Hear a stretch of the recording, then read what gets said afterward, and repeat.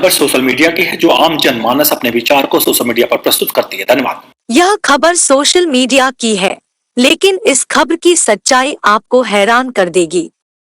यदि यह खबर आपको सच्ची और अच्छी लगे तो इसे ज्यादा से ज्यादा शेयर करें।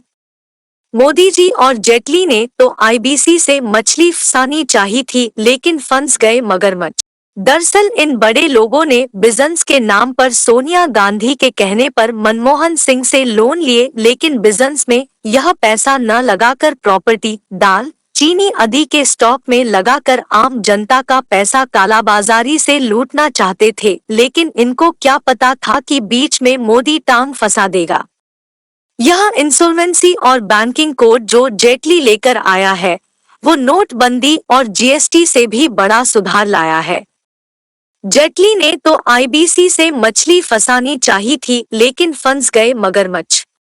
बैंकों के पैसे तो वापस आ ही रहे हैं, साथ जो इन बड़े लोगों की कालाबाजारी की समर्था थी वो भी आईबीसी ने खत्म कर दी। इसलिए पेट्रोल और डीजल को छोड़कर सब चीजों के दाम कम हो रहे हैं। बैंकों का घोटाला मनमोहन सिंह का सबसे बड़ा घोटाला है और इसमें आम लोगों के पैसे की लूट हुई थी मनमोहन सिंह के द्वारा। चलिए इससे पहले हम आगे बढ़े, आपसे अनुरोध है, यदि आपको हमारे कंटेंट पसंद आए तो हमें गूगल पे या फोन पे के माध्यम से हमें सहायता राशि नीचे दिए नंबरों पर भेज सकते हैं। हमारा नंबर है 9911955719। चलिए शुरू करते हैं। 2014 में मोदी सरकार बनने के बाद से किसी भी बैंक का कोई अकाउंट एनपीए नहीं हुआ है। मनमोहन सिंह की सरकार में दोनों हाथों से पैसा लुटाया गया। सोनिया गांधी और राहुल बाबा के गुर्गे गरीब जनता का पैसा लूट के खा गए। अब मोदी सरकार पाई पाई वसूल रही है। भूषण स्टील ने अपना हिस्सा टाटा स्टील को बेच दिया है। देश के कुल एनपीए का सबसे बड़ा हिस्सा भूषण स्टील के नाम है।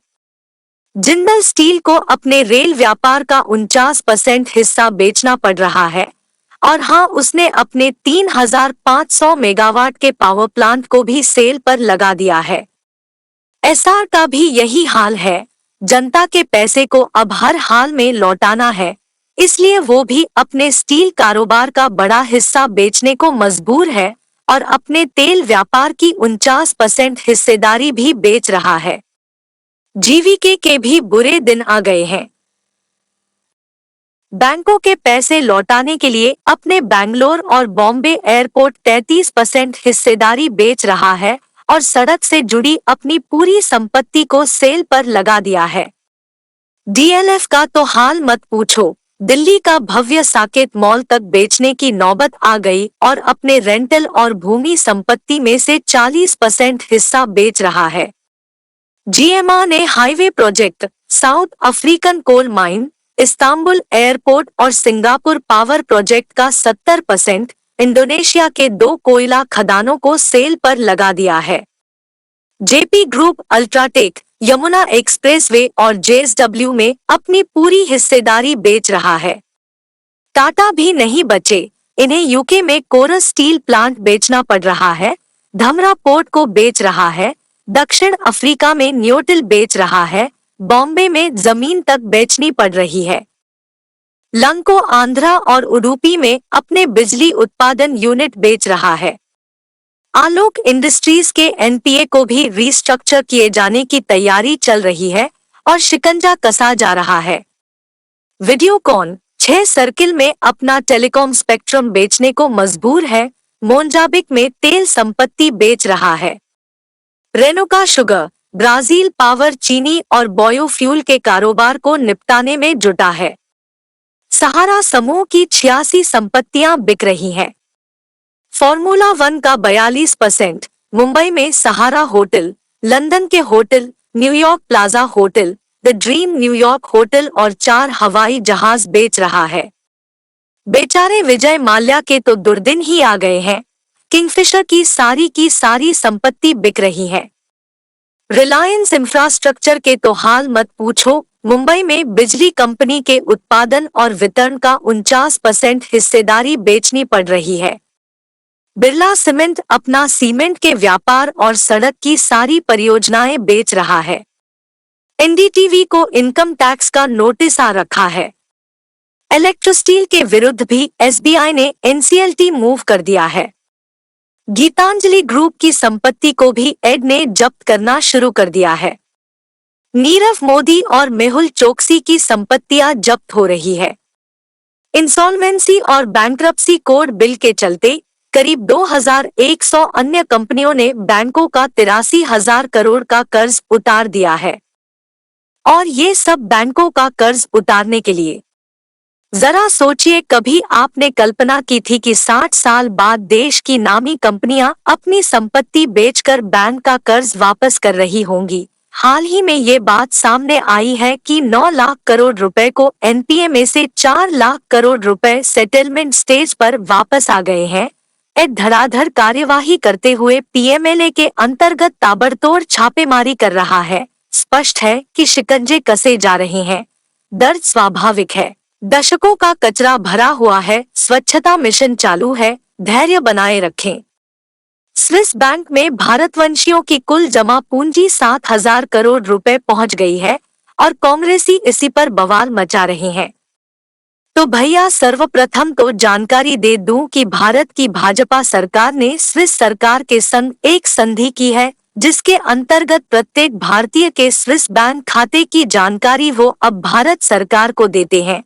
अब वो कोई छिपी रकम नहीं है और यदि ब्लैक मनी साबित हुई तो उस पर कार्यवाही करने को भारत सरकार स्वतंत्र है। दूसरी बात कि इस 7,000 करोड़ रुपए की कुल फिगर में उन एनआरआई भारतीयों के खातों का धन भी सम्मिलित है जो विश्व के विभिन्न देशों में रहते हैं, विदेश में रहकर काम कर धन कमाते हैं और वहां की सरकारों को टैक्स देते हैं। पहले ये सुनिश्चित हो कि इस 7,000 करोड़ में एनआरआई भारतीयों का धन कितना है।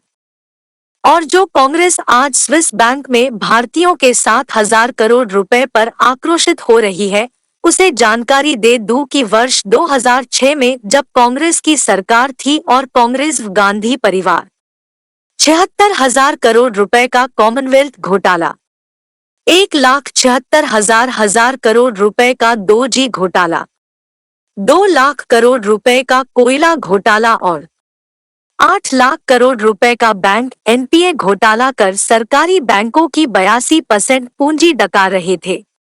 उस 2006 में उसी स्विस बैंक में भारतीयों का कुल जमा धन 41,400 करोड़ रुपए था और कांग्रेस ने स्विस सरकार से भारतीयों के खातों की जानकारी प्राप्त करने हेतु न कोई प्रयास किया था, न ही कोई संधि ही की थी। आज जो संधि है वो भाजपा सरकार ने ही की है।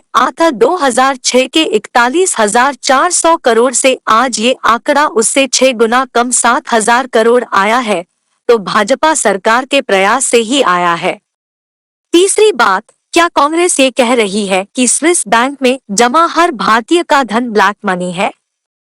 यदि हाँ, तो कांग्रेस राजीव गांधी के स्विस बैंक खाते की पूरी जानकारी दे, जिसके विषय में स्विस मैगजीन स्विस इलस्ट्री ने प्रकाशित किया था कि राजीव गांधी का स्विस बैंक में खाता है और उसमें 2.5 मिलियन स्विस फ्रैंक यानी 15,000 करोड़ रुपए की रकम जमा है और गांधी परिवार उत्तर दे कि राजीव के बाद इस पूरी संपत्ति की मालिक सोनिया गांधी बनी थी, तो उन्होंने वो 15,000 करोड़ की रकम कहाँ रखी है। और अब विडंबना देखिए कि आज विश्व के सभी भारतीयों की स्विस बैंक में जमा रकम 7,000 करोड़ रुपए है, जबकि राजीव गांधी के खुद के अकेले स्विस बैंक खाते में 15,000 करोड़ रुपए थे, यानी दोगुने से भी अधिक। और ये रकम 80 के दशक के अंत में थी। अभी इस पर ब्याज वगैरह तो मैं जोड़ ही नहीं रहा। ये राजीव गांधी उसी कांग्रेस के आका राहुल गांधी के पिता है जो आज उछल रहे हैं। जाहिर सी बात है, राजीव के स्विस बैंक के 15,000 करोड़ रुपए में से सोनिया गांधी के अलावा राहुल गांधी को भी हिस्सा मिला है। कृपया पहले सोनिया गांधी राहुल गांधी ये बताएं कि राजीव गांधी के उस 15,000 करोड़ में से निजी तौर पर सोनिया राहुल को कितना मिला और आज ये धन कहाँ है। अब सबसे रोचक बात की जो राहुल गांधी सोनिया गांधी खुद 7,000 करोड़ के नेशनल हेराल्ड घोटाले में कोर्ट की जमानत पर बाहर है, वो यदि भारत सरकार की जानकारी में भारतवंशियों के स्विस बैंक में जमा धन पर उंगली उठाएं तो उचित नहीं लगता। आपसे अनुरोध है, देश हित में इस वीडियो को अधिक से अधिक शेयर करें। हमें और आगे बढ़ने में हमारी आर्थिक मदद करें। आप हमें गूगल पे या पेटीएम के माध्यम से हमारी मदद कर सकते हैं। हमारा नंबर है 9911955719। आप सभी से एक अनुरोध और करना चाहेंगे, यदि आपको हमारे कंटेंट पसंद आ रहे हैं तो हमारे चैनल को सब्सक्राइब करना ना भूलें और इसी चैनल की अन्य वीडियो को भी जाकर देखें और कम से कम 10 ग्रुपों में या अपने हितमित्रों तक इस वीडियो को शेयर करें। और हाँ, यदि आपके पास कोई इस तरह की रिसर्च बेस कोई कंटेंट है तो उसे भी हमारे नीचे दिए नंबर 9911955719 पर व्हाट्सएप कर सकते हैं। हम आपके नाम को गुप्त रखेंगे और यदि आप चाहते हैं कि हम आपका नाम अपने चैनल पर ले तो उसके लिए भी आप हमें अपनी लेख के माध्यम से अपने विचार को लिखें। भारत माता की जय। वंदे मातरम। जय हिंद।